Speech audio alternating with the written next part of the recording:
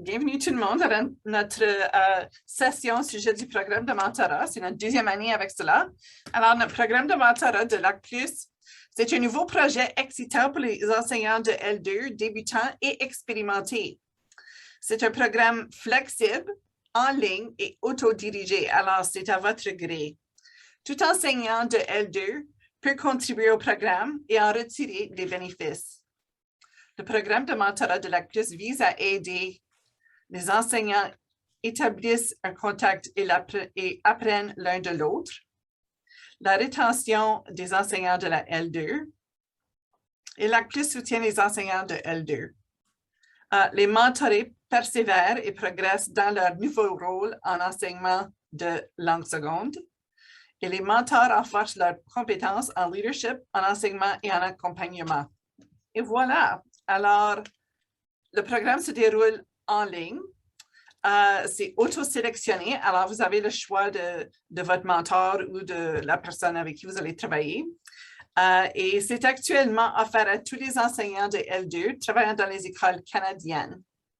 On peut commencer n'importe quand et ça prend fin au mois de juin, à la fin de l'année scolaire. OK. Alors, nous avons planifié une discussion en groupe et on a des gens qui sont ici pour nous aider et diriger un peu la discussion et pour aussi répondre à vos questions.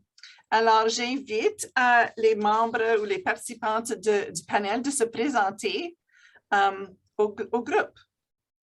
Alors, on peut commencer, je vais demander peut-être à Monica. Monica, tu peux commencer. C'est sur mon écran. OK. Bonjour, merci Carole. Contente de vous rencontrer ici. Une belle journée de mentorat, tellement un beau projet que vous avez à Casalt. Alors, moi, je suis c'est quoi mon titre? Je suis une formatrice associée à l'Université Simon Fraser en Colombie-Britannique.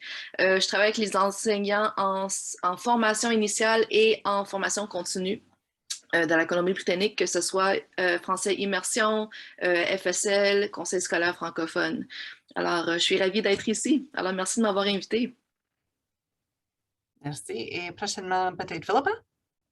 Et bonjour tout le monde, je me présente, je m'appelle Philippa, je suis une bébé prof, nouvelle prof à l'Université de Sherbrooke, puis mon domaine de spécialité, c'est les enseignants, puis particulièrement le décrochage. Donc, comment on peut les soutenir pendant leur carrière, mais surtout au début. Donc, pour moi, un programme de mentorat comme Casalt vient de nous présenter aujourd'hui, c'est fort intéressant pour aider à retenir les enseignants. Merci. Ensuite, Mimi. Bonjour tout le monde, hello, bienvenue. C'est un grand plaisir d'être avec vous. Moi, je travaille à l'Université d'Ottawa, justement dans les programmes de formation et je prépare donc les futurs enseignants de français langue seconde en Ontario, où le français est bien sûr en contexte minoritaire. Et je fais aussi du travail avec des chercheurs de l'Université du Nouveau-Brunswick et de la Colombie-Britannique, c'est le FSL Consortium, et justement, on parle aux différentes facultés d'éducation pour savoir quels sont les moyens qui sont mis en place pour soutenir les enseignants quand ils rentrent dans la profession, et le mentorat est donc une de ces facettes. Donc, je suis contente de pouvoir en parler avec vous aujourd'hui. Merci, Mimi. Et Julia? Hi everyone, je suis désolée, je ne parle français, mais my name is Yulia, Yulia Desiatova. I'm a doctoral candidate at the University of Toronto, Ontario Institute for Studies in Education. I've also been an ESL teacher in Canada for over 15 years, working with adult newcomers to Canada. And I have taught teacher candidates in a TESOL program. In my doctoral research, I have heard from over 300 teachers and administrators working with adult newcomers to Canada. And part of the study has focused on a so-called mentorship component in a recent mandatory policy implementation in this program. Thank you.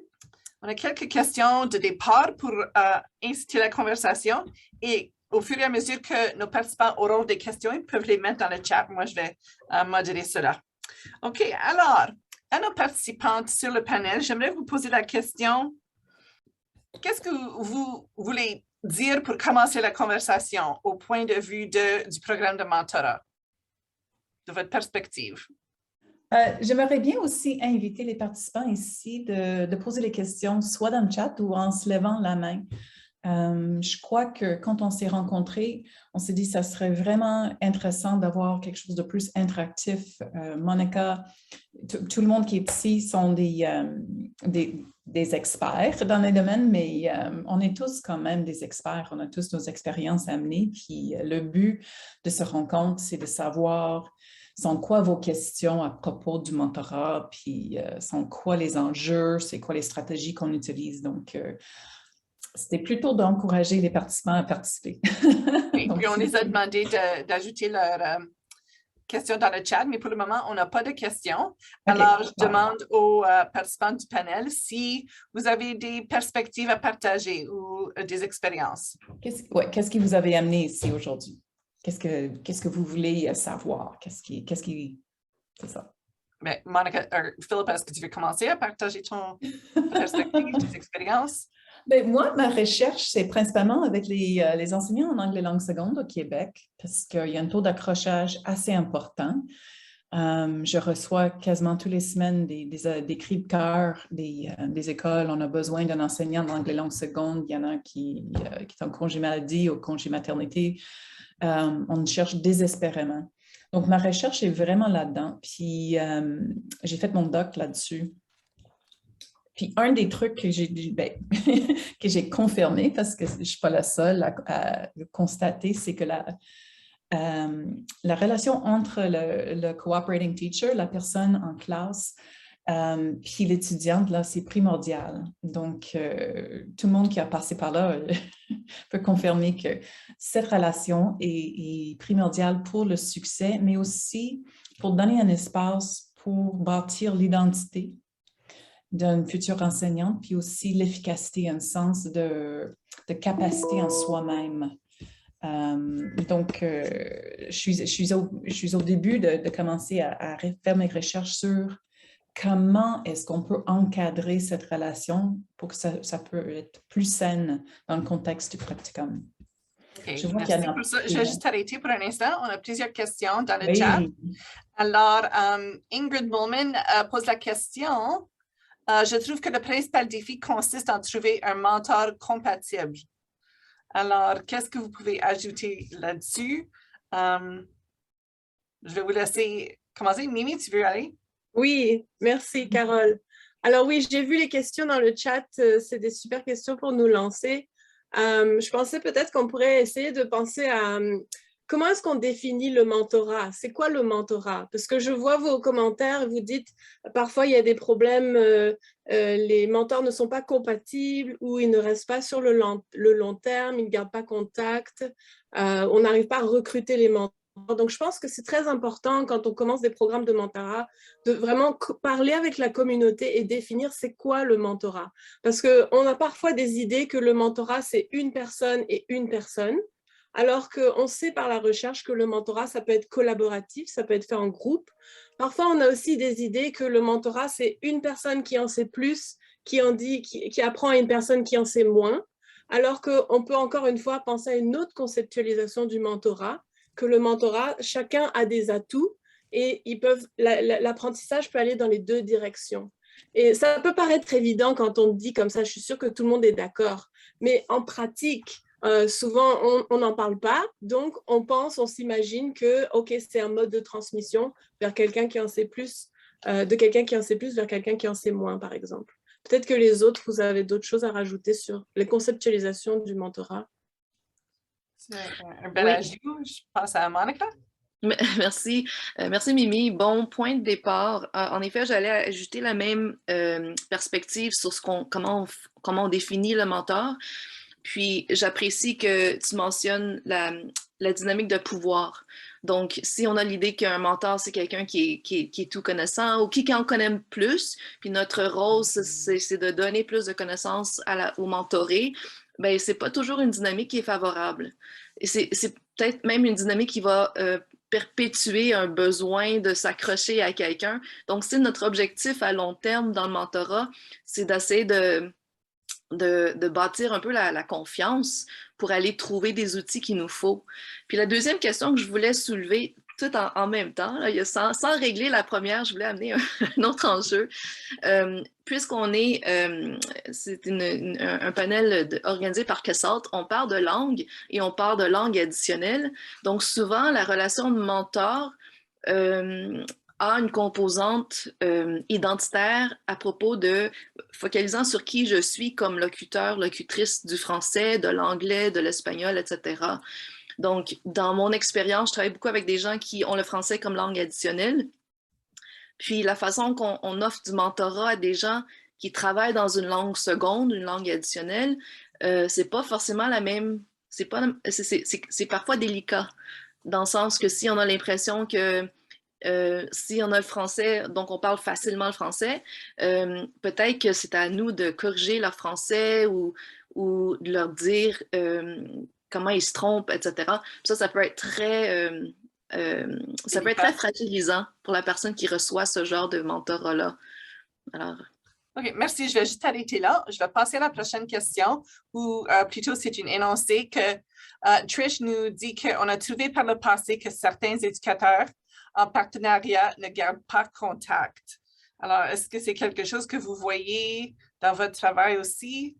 I'm going to ask maybe Yulia. Trish has said that in past experiences, certain educators who are working in partnership do not stay in contact. Do you have anything that you want to share on that? I wanted to add to this discussion about the power imbalance and to possibly to the last question, why people do not stay in contact. So unfortunately, my study has been on an example of a mentorship program which was not successful. So we can assume that doing it the opposite way than was done in the LINK program would be much more promising. So the power imbalance was the most important thing that was undermining the relationships between mentors and mentees. And probably another important reason when the mentorship relationships or pairings are set up not for the sake of exchange of experience and mutual, as Mimi suggested, mutual support and exchange, but as a means to promote another particular agenda to support some mandatory changes or some innovations in teaching. So there seems to be an emphasis and appreciation on the part of the mentees, especially of the relational component of this work. In those pairs where relationships were successful, mentees really valued the empathy, the support, and technical or pedagogical expertise came later as something they appreciated. So power imbalance and imposition is something to avoid. For people to stay in contact, I think this challenge was also mentioned. It's really important to find people who feel they can benefit from being a mentor. And like you were saying, that relational part is so important.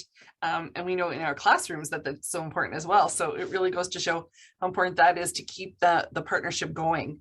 Okay, merci, Yulia. I'm going to continue on. We've got more of a comment here. Here, let's see if I skipped one. Comment contrer la fatigue? Oh, c'est une question. Comment contrer la fatigue des mentors qui risquent d'accompagner plusieurs mentorés et qui sont fréquemment sollicités pour aider? Alors... J'aimerais bien revenir à la question de répondre à ce que Yulia a dit. En effet, c'est vraiment important de considérer la relation entre les mentors. Et je pense que ça va répondre aussi, Carole, aux commentaires. Merci, parce que je suis en train de suivre les commentaires aussi. Donc, on a parlé tout à l'heure, c'est important de parler avec la communauté de c'est quoi le mentorat et d'établir une genre de communauté de pratique où tout le monde est sur la même page, on comprend ce qu'on fait. Puis comme Yulia a dit, c'est important aussi de définir c'est quoi les attentes du mentorat. Donc, vous en avez parlé, hein, tous mes collègues, un petit peu de...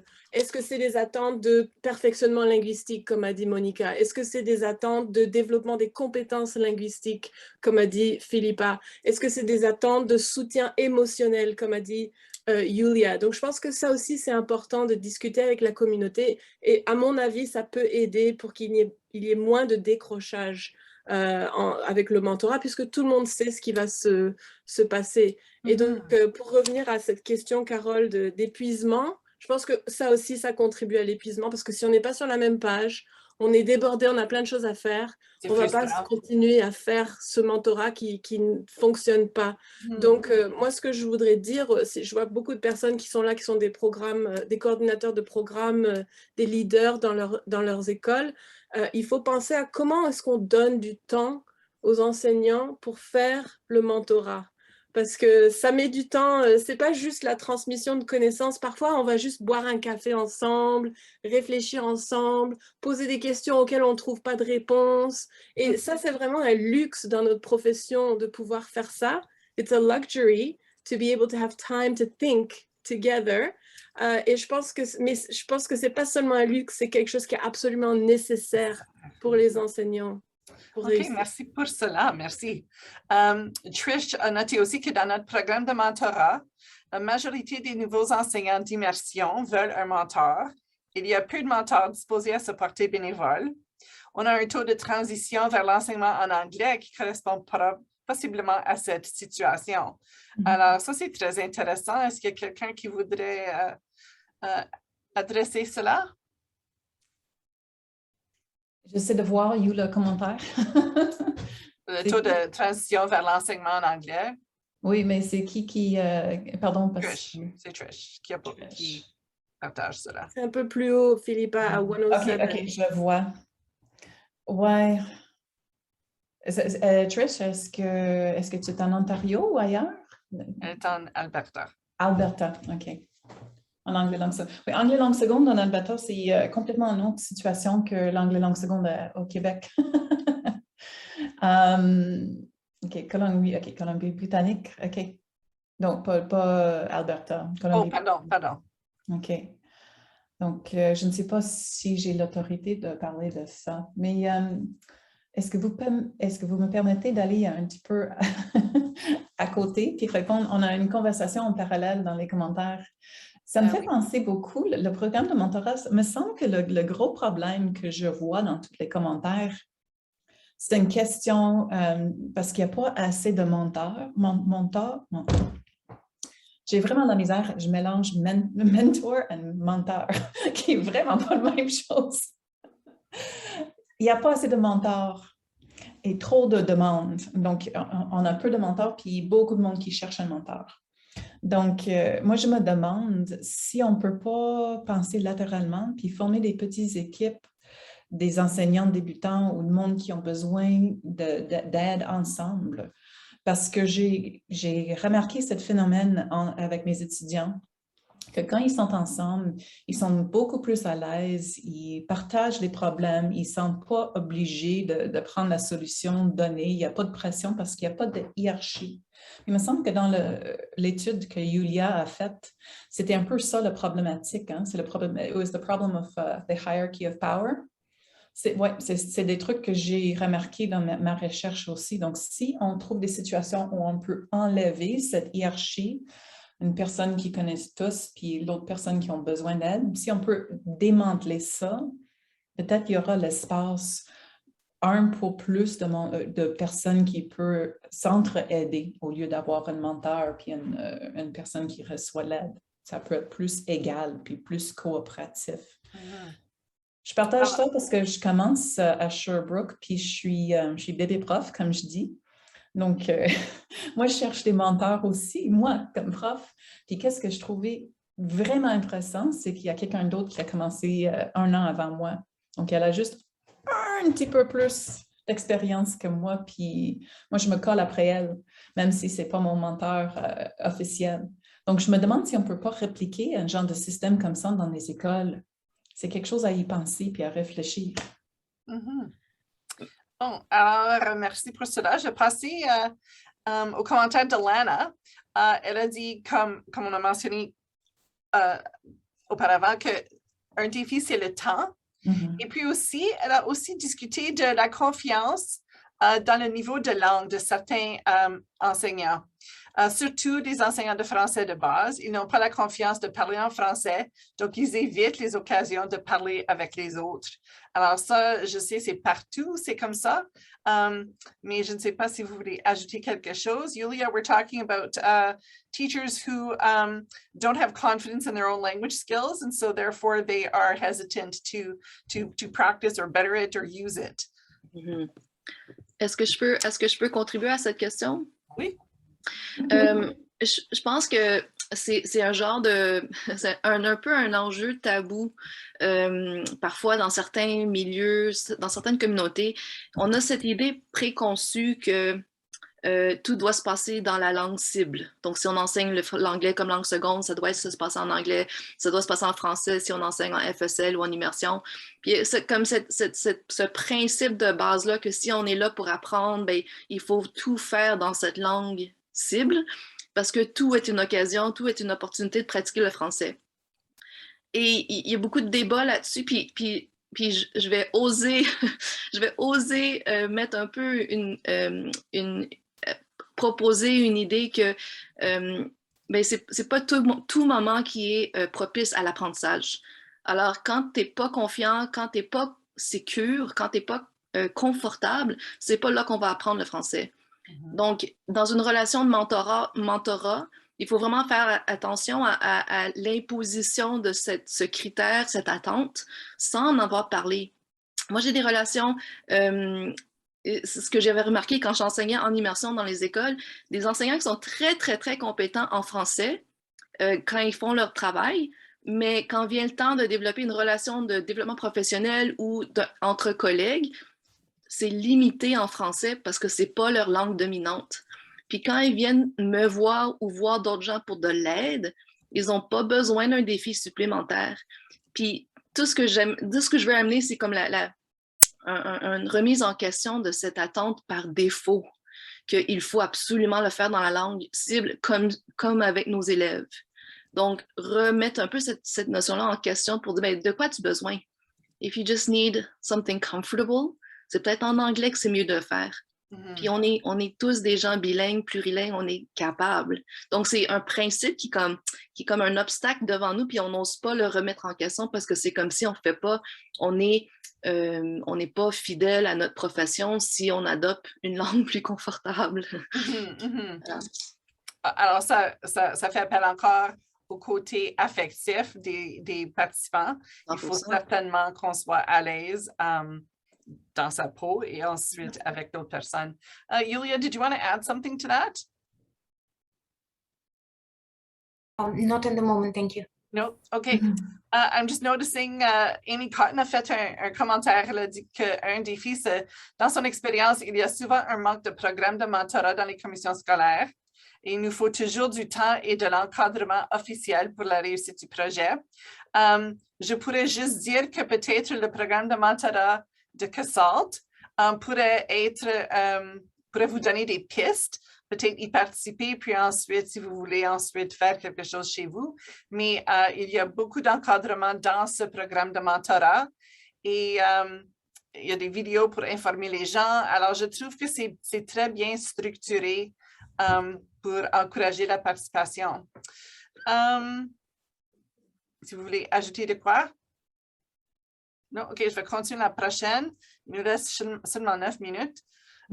J'adore les idées des communautés d'apprentissage professionnel composées d'enseignants expérimentés et débutants, c'est certain. Avec l'aide des conseillers pédagogiques, on pourrait établir des communautés où tout le monde se sent bienvenu et valorisé, certainement. De plus, il faut créer une communauté où les compétences langagières des enseignants ne sont pas jugées. Alors, encore, cette question d'être bien à l'aise. Alors, on va continuer à voir quelque chose, s'il y a d'autres questions. Est-ce qu'il y a des études par rapport aux besoins des mentors et les facteurs qui ont une incidence sur leur participation dans les projets de mentorat? Je ne sais pas si quelqu'un voudrait adresser cette question de Elizabeth. Mais est-ce J'ai qu'il y a commencé à... Oui, merci Carole, j'ai commencé à répondre à Elisabeth. Donc surtout ce que j'ai vu, c'est qu'il y a vraiment un besoin de soutien institutionnel. Donc c'est pour ça que je suis contente d'être avec vous aujourd'hui, parce que je pense que vous êtes les personnes en pouvoir qui vont pouvoir faire ces changements institutionnels qu'il faut, donc faire en sorte que le programme de mentorat soit officiellement reconnu. Actuellement, je suis en train de faire, donc, comme j'ai dit, un projet de recherche avec le FSL Consortium. Et nos participants, ce sont des enseignants de français langue seconde qui viennent de commencer. Et ils nous ont dit que souvent, le mentorat qu'ils reçoivent, il est non officiel, donc officieux. Ce sont des amis. Il y a quelqu'un dans notre groupe qui nous a dit que c'est un membre de sa famille qui enseigne déjà le français, qui a pu les mentorer. Et donc, c'est difficile pour eux de pouvoir se développer et continuer à avancer dans leur progression, puisque ce mentorat, c'est comme un ad hoc, c'est en plus de ce qu'ils doivent déjà faire dans leur travail. Alors, si on arrive à intégrer le mentorat dans le milieu du travail, je pense que ça peut être beaucoup plus effectif. Et puis, pour parler de ce que, aussi revenir sur ce que Carole disait à propos des attentes pour les programmes de mentorat ou la structure c'est vraiment importante, mais je pense, je vais le répéter, comme je l'ai dit tout à l'heure, c'est-à-dire que tout le monde soit un peu sur la même page de ce qu'on veut faire, mais pas forcément qu'on attende des deliverables. Parce qu'il y a eu beaucoup de projets aussi sur les communautés d'apprentissage où on donne du temps aux enseignants pendant l'école et on leur dit « Ok, vous avez eu du temps, maintenant vous nous dites qu'est-ce que vous avez appris, qu'est-ce que vous avez fait, vous nous faites un rapport, etc. » Donc finalement, ça ne sert à rien le mentorat puisqu'ils doivent passer leur temps à écrire des rapports et comptabiliser leur production de connaissances qui peut être assez floue. Donc il faut faire confiance aux enseignants une fois qu'ils sont tous sur la même page, qu'ils ont créé leur communauté, qu'ils sont à l'aise, qu'ils vont pouvoir eux-mêmes savoir ce dont ils ont besoin, ce dont ils veulent parler, etc. Ça, merci beaucoup, Mimi. Alors, à ce moment ici, il n'y a pas...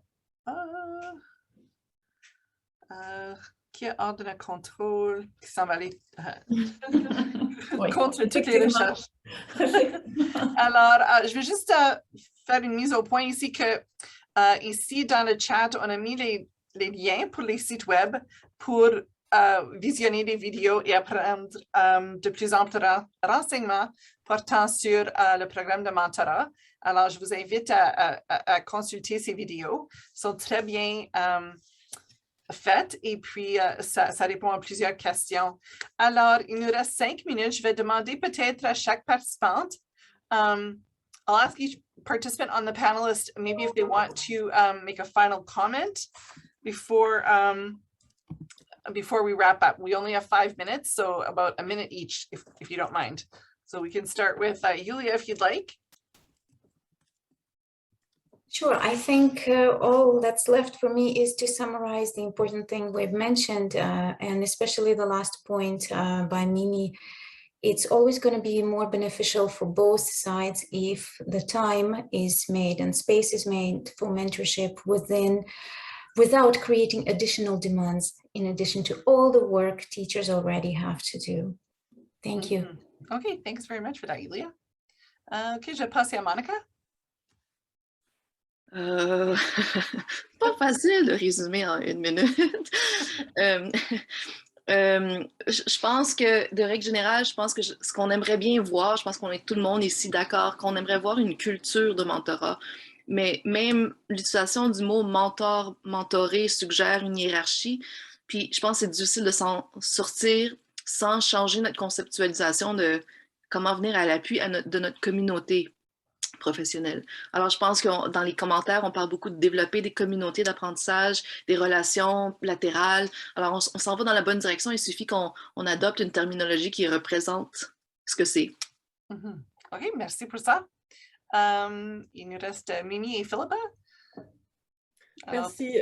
Je vais essayer de répondre à la question d'Elisabeth justement dans les commentaires sur comment est-ce qu'on peut mesurer donc l'apprentissage des enseignants si on ne leur demande pas des rapports. Alors c'est comme Philippa a dit, c'est essayer de redéfinir c'est quoi les résultats, c'est quoi la réussite. Je pense que pour le mentorat et surtout pour les enseignants de FLS, c'est qu'ils soient bien dans leur peau, qu'ils soient bien à l'aise au travail. Donc peut-être qu'au lieu de leur demander des rapports sur ce qu'ils ont appris, on peut faire un constat de comment ils se sentent émotionnellement au travail. Est-ce qu'ils se sentent soutenus? On peut leur faire un petit sondage, par exemple. Est-ce qu'ils se sentent bien en ce moment? S'ils répondent non, c'est qu'il faut encore faire du travail peut-être pour les soutenir, donc avec le mentorat.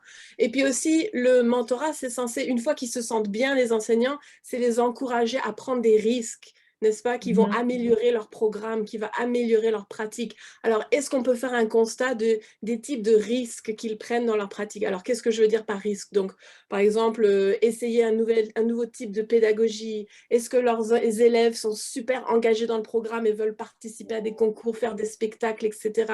Est-ce qu'ils commencent à parler en français dans les couloirs? Donc, on peut voir si le programme de français est enrichi par le fait que les enseignants se sentent bien dans leur milieu de travail. Merci. Et finalement, Philippa? Je ne crois pas que j'ai de nouveau à ajouter. Je veux juste souligner les points des autres. Donc, oui, c'est très important que vous, comme administrateur, laissez la place pour pas juste le mentorat, mais les petits groupes d'enseignants, les communautés ensemble, de se rejoindre ensemble, le temps, puis un espace pour le faire. C'est ça. Je pense que tous les autres points ont été mentionnés. Donc, je vous remercie énormément de venir ici aujourd'hui.